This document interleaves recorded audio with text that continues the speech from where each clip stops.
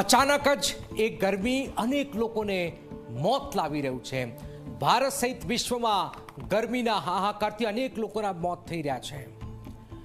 એક સુપ્રસિદ્ધ સિંગર છે, અચાનક જ એમને સંભળાવવાનું બંધ થઈ જાય છે। નમસ્કાર, આપ જોવાનું શરૂ કરી ચૂક્યા છો પ્રાઇમ ટાઈમ રિપોર્ટ। હું જરાક 90ના દાયકામાં પોતાના સુરીલા અવાજથી બધાને દીવાના બનાવનાર સિંગર અલકા યાજ્ઞિકજી ગંભીર બીમારી સામે ઝઝૂમી રહ્યા છે। અલકા યાજ્ઞિકજીને અચાનક સંભળાતું બંધ થઈ ગયું। સોશિયલ મીડિયા પર શેર કરેલી જાણકારી પ્રમાણે અલકા યાજ્ઞિક ફ્લાઇટમાંથી નીકળ્યા, અચાનક તેમને સંભળાવવાનું બંધ થઈ ગયું।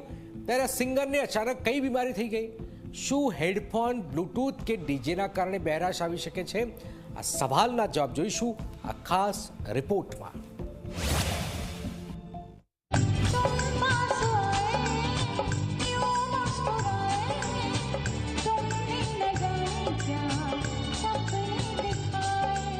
અલકા યાજ્ઞિક એક એવું નામ જે 90ના દાયકામાં લોકોના દિલ પર રાજ કરતું હતું।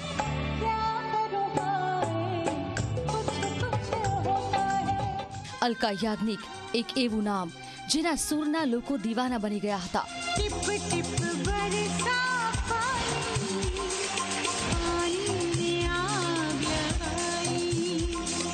અલકા યાજ્ઞિક છેલ્લા 6 દાયકાથી ગીત સંગીત સાથે જોડાયેલા છે। રિયાઝ કરવો, ગીત ગાવું, રેકોર્ડિંગ કરવું, સ્ટેજ શો કરવા, ટેલિવિઝન શો કરવા, આ બધું અલકા યાજ્ઞિકના જીવનનો ભાગ છે।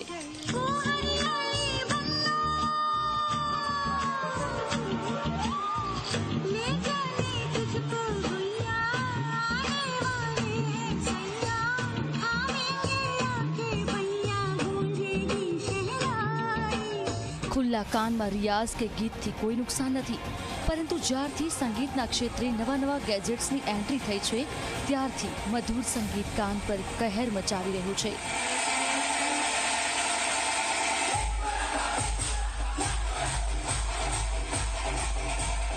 આજનું યંગસ્ટર્સ બ્લૂટૂથ, હેડફોન, ડીજેનો સૌથી વધુ ઉપયોગ કરી રહ્યા છે, તો લોકો માટે ડરાવનારા સમાચાર આવ્યા છે।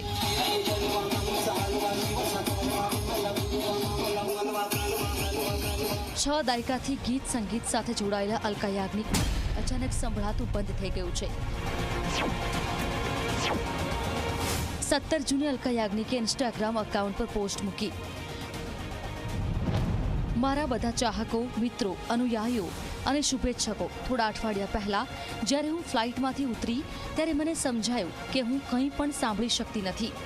આ ઘટનાના ઘણા અઠવાડિયા પછી થોડી હિંમત કરીને હું હવે મારા મિત્રો અને શુભચિંતકોને આ વાત કરી રહી છું। ત્યારે અચાનક અલકા યાજ્ઞિકને એવું તે શું થયું કે તેમને સંભળાતું બંધ થઈ ગયું? આ અંગે અમારા સંવાદદાતાએ ડૉક્ટર સાથે ખાસ વાતચીત કરી। અલકા યાજ્ઞિકજીને જે બહેરાશાઈ છે એને સેન્સરી ન્યુરલ ડેફનેસ કહેવાય, જે સામાન્ય ભાષામાં કહીએ તો કાનની નસ સુકાઈ જવાના લીધે થનારી બહેરાશ છે। એના ઘણા બધા કારણો છે, અમુક જાતની ડ્રગ્સ, અમુક જાતના infection, mainly viral, auto immune disorders અને લાંબા ટાઈમ સુધી થનારો નોઇઝ પોલ્યુશન, એટલે કે અવાજ બહુ જ વધારે પડતો વધી જાય અને એમાં તમે રહેતા હોય લાંબા ટાઈમ સુધી, તો એવા બધા પરિબળો જવાબદાર છે આ બધા સેન્સરી ન્યુરલ ડેફનેસ માટે। સાંભળ્યું ને? આખો દિવસ કાનમાં બ્લૂટૂથ રાખનાર યુવાનો સાવધાન, આખો દિવસ કાનમાં હેડફોન રાખનારા યુવાનો સાવધાન, ઊંચા અવાજે ગીતો સાંભળનારા લોકો સાવધાન, અવારનવાર ડીજે પાર્ટીમાં જતા લોકો પણ સાવધાન।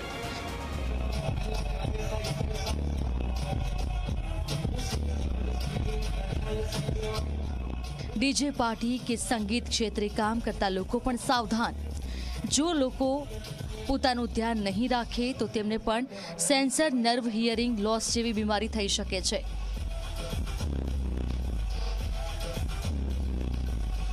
બ્લૂટૂથ કે કોઈ પણ જાતનું ઇન કેનાલ કાં તો ઓવર ધ હેડ ઇયરફોન્સ તમે જે કહો છો એ વાપરવું આમ કોઈ એવું ખરાબ નથી, પણ એનો લાંબા ગાળાનો પ્રયોગ અટકાવવો જોઈએ। જેમ કે એક જ સમયમાં અડધો કલાક કે એનાથી વધારે તમે એને વાપરતા હોય તો લાંબા ગાળે તમને ધીમે ધીમે બહેરાશ આવવાની શરૂઆત થઈ શકે। કોઈ પણ પ્રકારનો એકદમ લાઉડ સાઉન્ડ, જેમ કે 60-80 ડેસિબલ કે એનાથી વધારાનો જે સાઉન્ડ તમે કહો છો એ સાઉન્ડનું એક્સપોઝર તમારે દૂર રહેવું જોઈએ. જેમ કે તમે કોઈના લગ્નમાં ગયા હોય કે ક્યાંક પણ જોરથી લાઉડસ્પીકર વાગતું હોય તો એના ડાયરેક્ટ કોન્ટેક્ટમાં તમે આવશો તો સડન સેન્સરી ન્યુરલ ડેફનેસ થવાના ચાન્સીસ તમારા વધી જાય છે. અને ધારો કે સડનલી ના થાય તો પણ પ્રોગ્રેસિવલી અને ધીમે ધીમે થનારી બહેરાશ પણ આવી શકે છે. કોઈ જાય તો લે આય,